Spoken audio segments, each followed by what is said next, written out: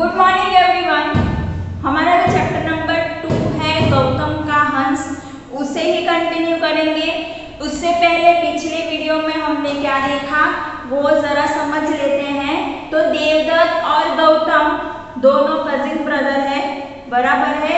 देवदत्त एक हंस का शिकार करता है, उस पर तीर चलाता है, वो घायल होकर नीचे जमीन पर गिरता है, बराबर। और गौतम उसे उठा लेता है, उसके शरीर से तीर निकाल देता है और उसकी सेवा करता है। यहाँ तक हमने देखा था।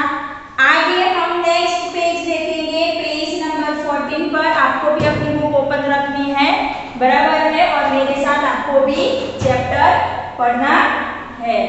देवदत्त ने कहा यह मेरे बाण से नीचे गिरा है, इसलिए इस पर सिर्फ मेरा हक है, मेरा अधिकार है। हक मतलब अधिकार, बराबर। देवदत्त क्या कहता है कि ये जो हंस है वो हंस मेरे तीर से घायल हुआ है, इसका शिकार मैंने किया है, इसलिए इस पर अधिकार मेरा है, इसे मुझे दे दो। गौतम हंस को पानी पिलाता है, सहलाता है और गोद में उठा लेता। गौतम क्या करता है, तो जो हंस है उसको पानी पिलाता है, उसको अपने हाथ से सहलाता है और गोद में उठा लेता है। गौतम ने कहा उफ, इस बेचारी को कितनी चोट लगी है, कितना हाँफ रहा है। हाँफना मतलब क्या, तो समझो आप, जब हम बहुत तेजी से दौड़कर आते हैं या जाते हैं तो हमारी जो सांस होती है वो तेज हो जाती है, बराबर। तो उसे हाँफना कहते हैं। कितना हाँफ रहा है, इसके शरीर से कितना खून बह रहा है, बेचारा उड़ भी नहीं सकता, इसे आराम की जरूरत है।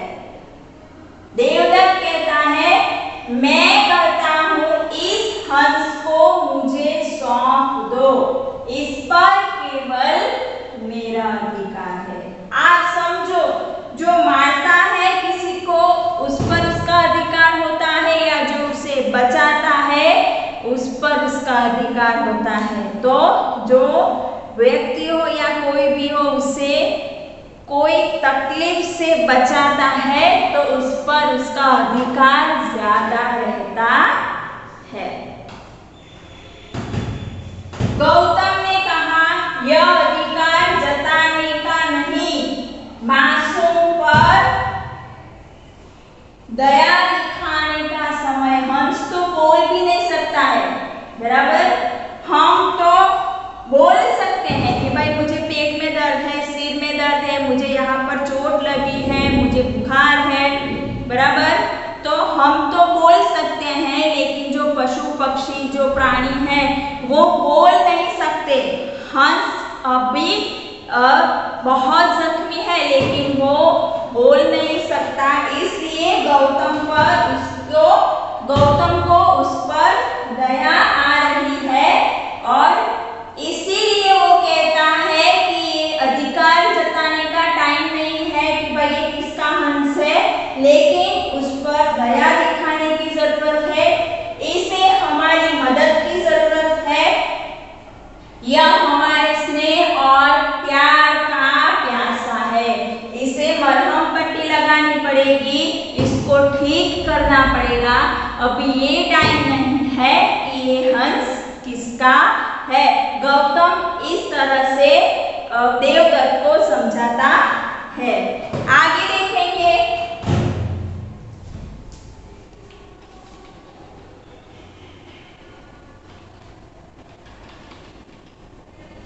देवदत्त गौतम सिद्धार्थ के पिता महाराज शुद्धोधन को शिकायत करता है।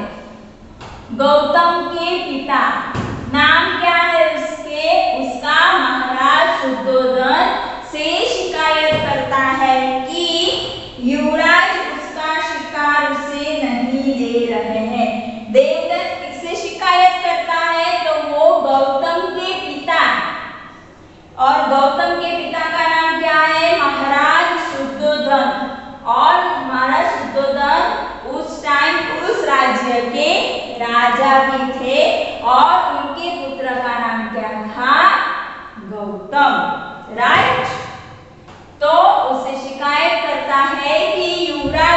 युवराज मतलब कि जो राजा का पुत्र होता है उसे युवराज कहते हैं। पीछे पीछे गौतम भी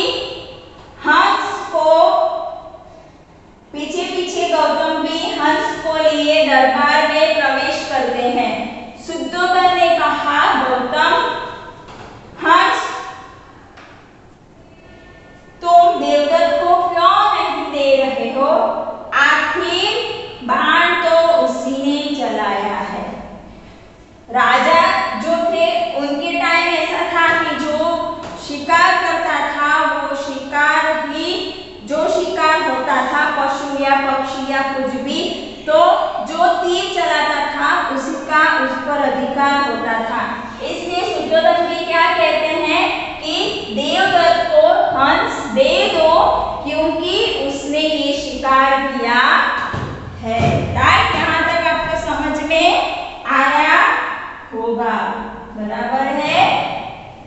आगे देखेंगे, गौतम ने कहा, पिताजी यह तो बताइए कि आकाश में उड़ने वाले इस बेकसूर हंस पर बाण चलाने का उसे क्या अधिकार था? बेकसूर मतलब कि जिसने कोई गुनाह ना किया, जिसका कोई फॉल्ट ना हो, जिसकी कोई भूल ना हो और उसे सजा मिली हो। तो गौतम क्या कहता है अपने पिताजी से कि भाई ये जो बेकसूर हंस है उसने तो देवदत्त का कुछ नहीं बिगाड़ा था, फिर भी देवदत्त ने उस पर तीर क्यों चलाया? हंस ने देवदत्त का क्या बिगाड़ा था, क्या नुकसान किया था? बिगाड़ना मतलब कि खराब करना या नुकसान करना। क्या बिगाड़ा था? फिर उसने इस पर तीर क्यों चलाया? क्यों उसने इसे घायल किया? मुझसे इस हंस का दुख देखा नहीं गया, इसीलिए मैंने तीर निकालकर इसकी सेवा की, इसके प्राण बचाए, इसीलिए अब ये मेरा है। बराबर, यहाँ पर आपको समझ में आया कि जो हंस था वो हंस किसका है? तो वो गौतम का है। क्यों गौतम का है? क्योंकि उसने जो घायल हंस था उसे बचाया है। शुद्धोधन ने कहा, गौतम तुम ठीक कहते हो, मारने वाले से बचाने वाला बड़ा होता है।